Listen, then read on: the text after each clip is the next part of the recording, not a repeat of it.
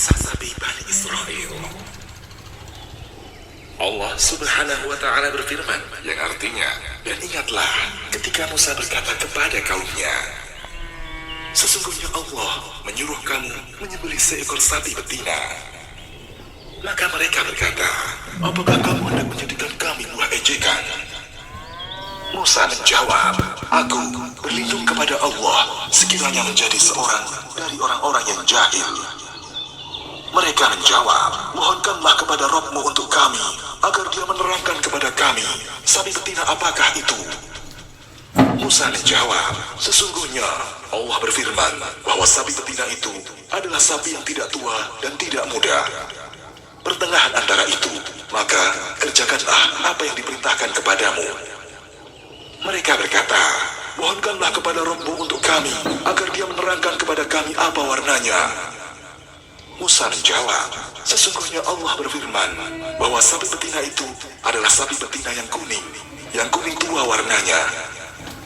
Lagi menyenangkan orang-orang yang memandangnya. Mereka berkata, mohonkanlah kepada Rabb-Mu untuk kami, agar dia menerangkan kepada kami bagaimana hakikat sapi betina itu. Karena sesungguhnya sapi itu masih samar bagi kami, dan sesungguhnya kami insya Allah akan mendapat petunjuk. Musa berkata, sesungguhnya Allah berfirman bahwa sapi betina itu adalah sapi betina yang belum pernah dipakai untuk membajak tanah, dan tidak pula untuk mengairi tanaman, tidak bercacat, tidak ada belangnya. Mereka berkata, sekarang barulah kamu menerangkan hakikat sapi betina yang sebenarnya. Kemudian mereka menyembelihnya, dan hampir saja mereka tidak melaksanakan perintah itu. Dan ingatlah, ketika kamu membunuh seorang manusia, lalu kamu saling tuduh-menuduh tentang hal itu. Dan Allah hendak menyingkapkan apa yang selama ini kamu sembunyikan. Lalu kami berfirman, pukullah mayat itu dengan sebagian anggota sapi betina itu.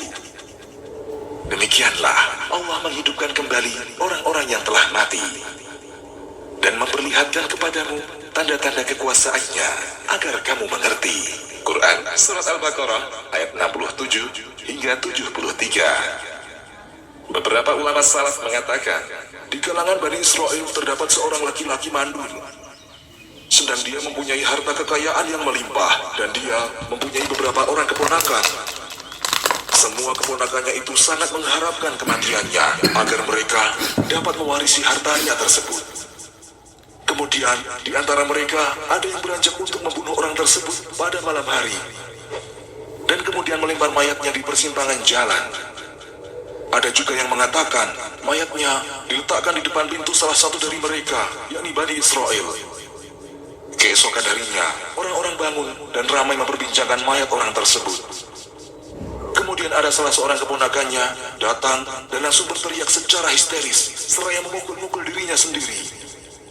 Mereka berkata, mengapa kalian saling bertengkar dan tidak mendatangi Nabi Allah? Kemudian keponakannya datang dan mengadukan masalah pamannya itu kepada Rasulullah Musa alaihi salam. Musa pun berkata, mudah-mudahan Allah membahagiakan orang yang memiliki pengetahuan tentang orang yang terbunuh ini, hingga dapat memberitahukannya kepada kita, tetapi tidak ada seorang pun dari mereka yang memiliki pengetahuan tentangnya. Kemudian mereka meminta Musa alaihi salam agar dia mau menanyakan hal tersebut kepada Rabb-Nya yang maha perkasa dan maha mulia. Maka Allah Subhanahu wa Ta'ala memberitahukan Musa alaihi salam agar memerintahkan mereka menyembelih seekor sapi. Musa alaihi salam berkata, sesungguhnya Allah menyuruh kamu menyembelih seekor sapi betina. Mereka berkata, apakah kamu hendak menjadikan kami buah ejekan? Quran Surat Al-Baqarah ayat 67. Yang mereka maksudkan adalah, kami bertanya kepadamu tentang orang yang terbunuh ini, tetapi kamu malah mengatakan seperti itu kepada kami. Musa menjawab, aku berlindung kepada Allah sekiranya menjadi seorang dari orang-orang yang jahil. Quran Surat Al-Baqarah ayat 67. Artinya, aku berlindung kepada Allah Subhanahu wa Ta'ala dari mengucapkan sesuatu darinya, melainkan apa yang telah diwahyukannya kepadaku. Dan inilah jawaban yang dia berikan ketika aku tanyakan hal itu kepadanya. Ibnu Abbas radhiyallahu anhuma, Ubaidah, Mujahid, Ikrimah rahimahumullah, dan beberapa ulama lainnya mengatakan, seandainya mereka langsung mencari sapi betina bagaimanapun wujudnya dan segera menyembelihnya, niscaya telah tercapai tujuan yang dimaksud, tetapi mereka mempersulit diri mereka sendiri. Maksudnya, mereka diperintahkan menyembelih sapi yang tidak tua dan tidak muda, dan yang belum dikawini oleh sapi jantan. Demikian yang dikemukakan oleh sekelompok ulama. Namun mereka mempersulit diri mereka dengan menanyakan warnanya, sehingga mereka diperintahkan untuk menyembelih sapi yang berwarna kuning tua, yang menyenangkan mata orang-orang yang melihatnya, dan warna ini sangat bagus. Selain itu, mereka juga mempersulit diri mereka dengan ucapan mereka. Mereka berkata, mohonkanlah kepada Rabb-Mu untuk kami, agar Dia menerangkan kepada kami bagaimana hakikat sapi betina itu. Karena sesungguhnya sapi itu masih samar bagi kami, dan sesungguhnya kami, insya Allah, akan mendapat petunjuk. Quran Surat Al-Baqarah ayat 70. Allah Subhanahu wa Ta'ala berfirman, Musa berkata, sesungguhnya Allah berfirman bahwa sapi betina itu adalah sapi betina yang belum pernah dipakai untuk membajak tanah dan tidak pula untuk mengairi tanaman, tidak bercacat. Al-Ayah, Quran Surat Al-Baqarah ayat 71. Beberapa kriteria terakhir ini lebih sulit daripada kriteria yang sebelumnya, di mana mereka diperintahkan untuk menyembelih sapi betina yang belum pernah dipakai untuk membajak sawah dan mengairi tanaman, juga tidak cacat. Demikianlah yang dikemukakan oleh Qatadah, diriwayatkan oleh Imam At-Tabari dan Ibnu Abi Hatim dengan sanad yang sahih. Dan firman-Nya tidak ada belangnya. Quran Surat Al-Baqarah ayat 71. Artinya, tidak ada warna lain pada tubuh sapi tersebut.